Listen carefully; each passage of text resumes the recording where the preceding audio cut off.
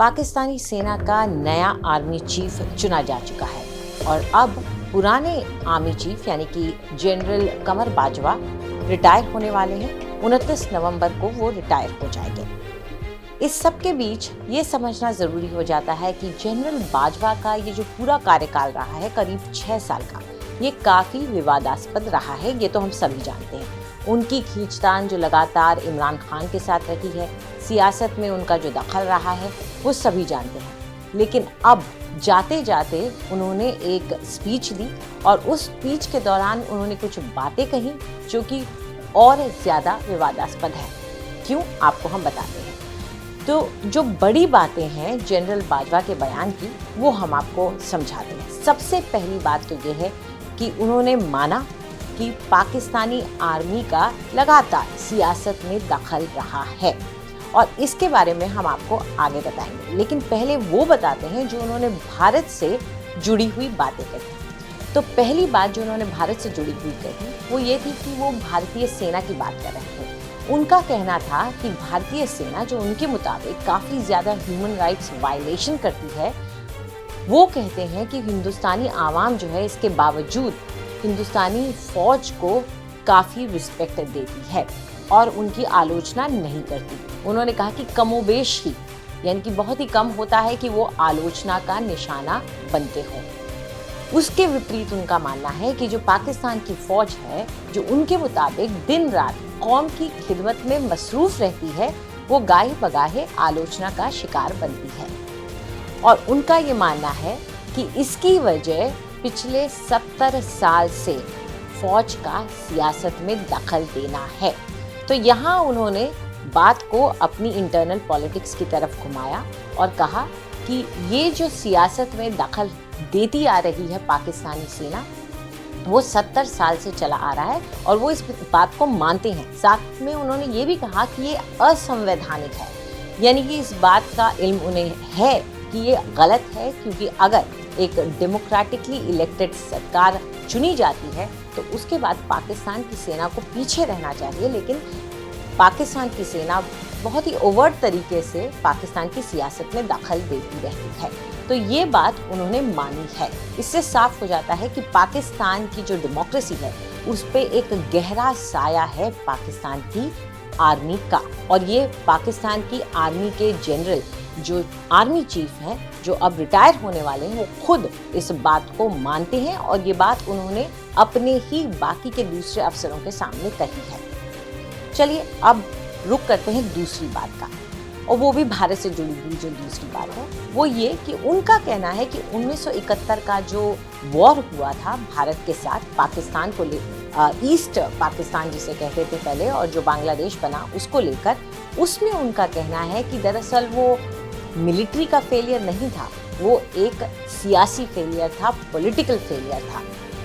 उनका ये मानना है कि आर्मी ने वहाँ पर अपनी तरफ से बहुत बेहतर परफॉर्म किया, लेकिन जो हुआ, जो गलतियाँ हुई, वो सब सियासी तौर पर हुई थी। वो ये भी कहते हैं कि एक फॉल्स नैरेटिव बनाया गया और कोशिश की गई कि आर्मी को दिखाया जाए कि आर्मी से गलतियाँ हुई। उनका ये कहना था कि आर्मी तो बहुत ही मुश्किल स्थिति में वहाँ पर वॉर लड़ रही थी।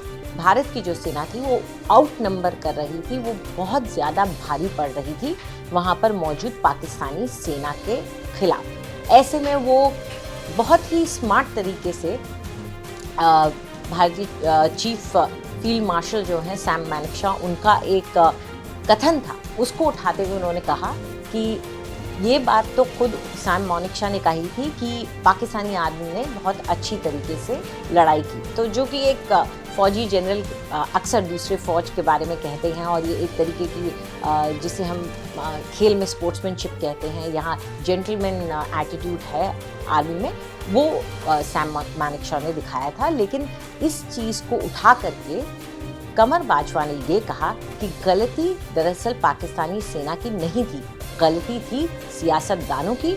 और उनका ये मानना है कि अब तक जो उस वक्त बलिदान फौज ने दिए उसके लिए उनको सही तरीके से उसका क्रेडिट नहीं दिया गया है, जो कि एक बड़ी नाइंसाफ़ी है। तो ये दूसरी बड़ी बात थी जो उन्होंने अपने भाषण में कही। जो तीसरा अहम मुद्दा उन्होंने उठाया वो था राजनीतिक पार्टियों का फौज के खिलाफ खड़ा होना। और दरअसल उनका कहना, ये एक तरीके से आप देखेंगे तो एक इशारा था इमरान खान की तरफ। उन्होंने कहा कि राजनीतिक पार्टियां जो हैं और जो आवाम है उनका फौज पर हक बनता है, लेकिन फौज के खिलाफ, जैसे कि वो कहते हैं कि गैर मुनासिब और गैर शाइस्ता जुबान का इस्तेमाल किया गया। ये जाहिर तौर से वो इमरान खान की तरफ इशारा कर रहे हैं और यहाँ वो पोलाइटनेस की बात कर रहे हैं कि आप जो भी बोलें दरअसल पोलाइटनेस के साथ बोलें। और उन्होंने ये भी कहा कि अपने जो अल्फाज हैं उनको चुनते वक्त थोड़ी सावधानी और एहतियात बरतने की ज़रूरत है। और ये पोलाइटनेस की बात करते करते वो ये भी कहते हैं, जो उनका दिल का दर्द झलकता है, क्योंकि हम सभी जानते हैं कि इमरान खान ने उन्हें कितना टारगेट किया, उनको एक तरीके से गद्दार तक कहने की बात कही और देश का गद्दार तक कहने की बात कही। ऐसे में उन्होंने कहा कि फौज कभी भी मुल्क के खिलाफ काम नहीं करेगी।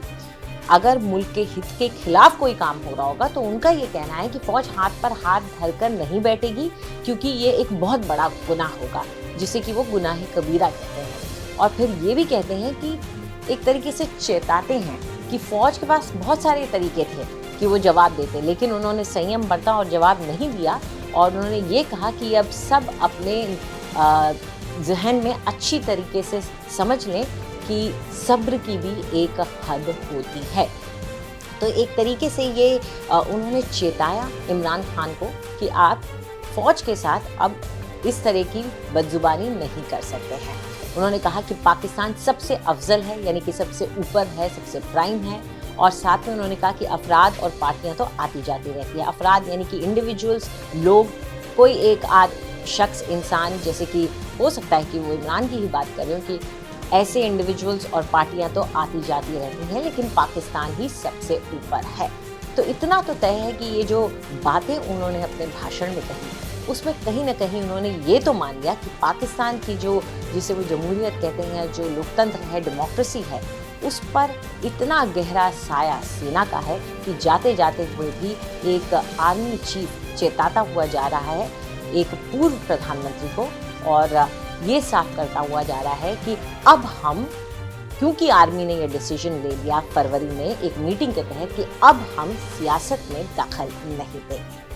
आपको हमारा ये वीडियो कैसा लगा कमेंट सेक्शन में हमें ज़रूर बताएं। देश और दुनिया की तमाम बड़ी खबरों के लिए सब्सक्राइब करें आज तक। त्योहार है चुनाव का, गहराई से सोचिएगा।